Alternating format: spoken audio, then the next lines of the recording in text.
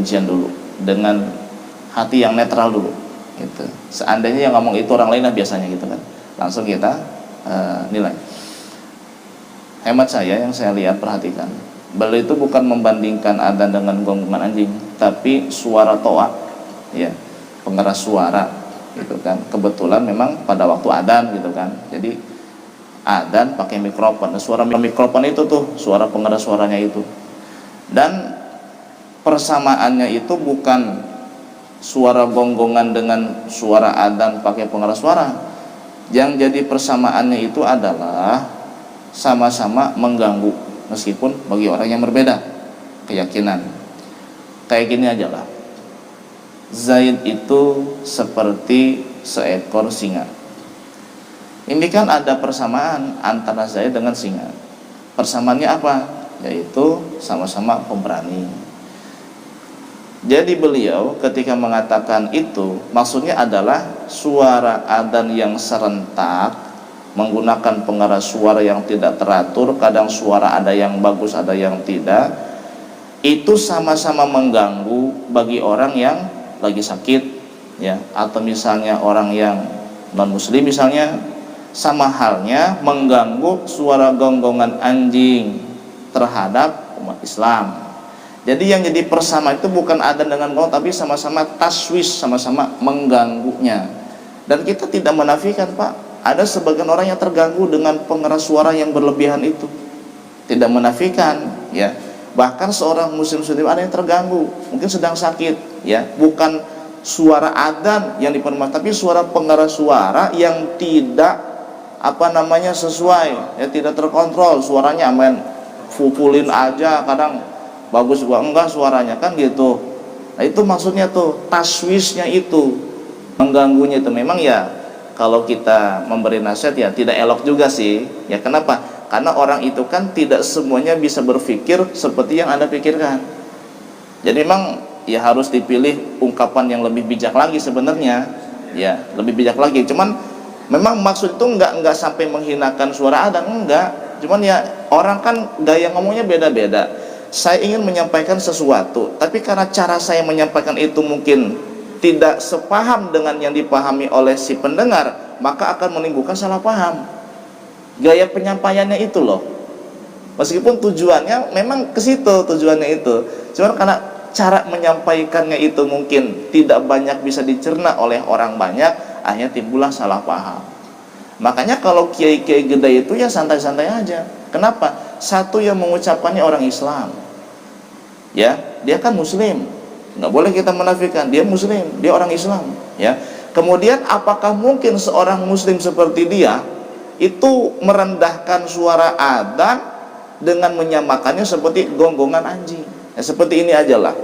Di dalam hadis, saya bukan membela nih, kita ambilnya netral aja. Karena saya bilang tadi, kalau kita ngasih nasihat, sebaiknya Anda tidak mengungkapkan ucapan seperti itu, meskipun tujuannya bukan menghina, gitu.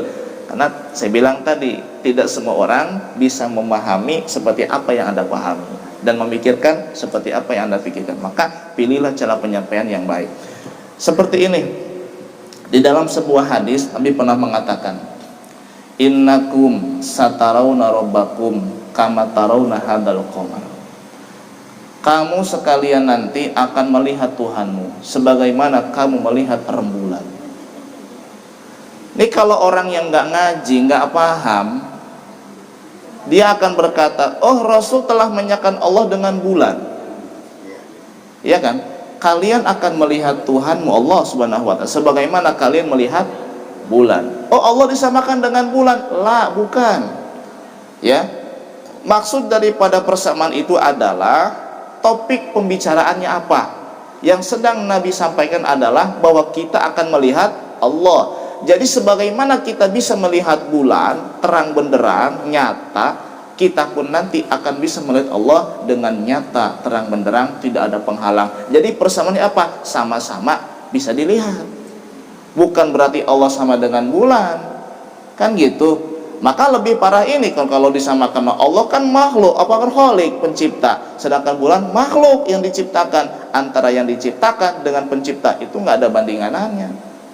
Begitu juga sama suara pengeras suara adzan itu ketika beliau nyamakan dengan suara gong-gong, bukan artinya sama-sama hina, bukan, tapi artinya apa? Mengganggu bagi sebagian orang gitu maksudnya. Ya, betul nggak?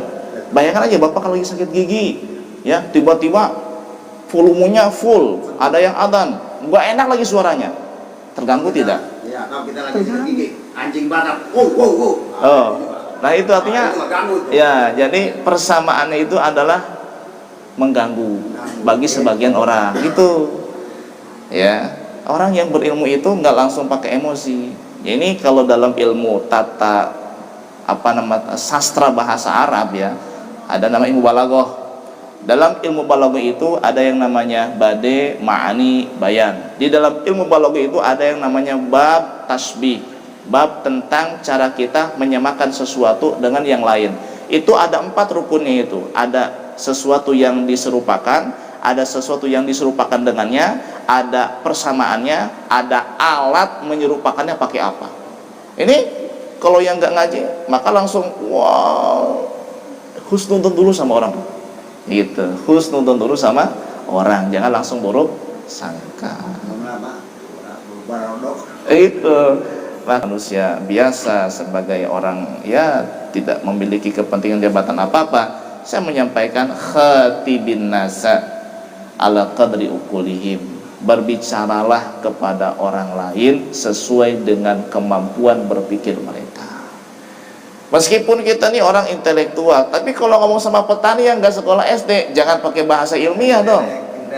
Ya bahasa biasa aja kan gitu, sederhana biar orang paham gitu kan ya. Jadi ya kita memberi nasihat dan kita tidak menyalahkan beliau karena beliau maksudnya bukan ke situ, insyaallah ya, insyaallah.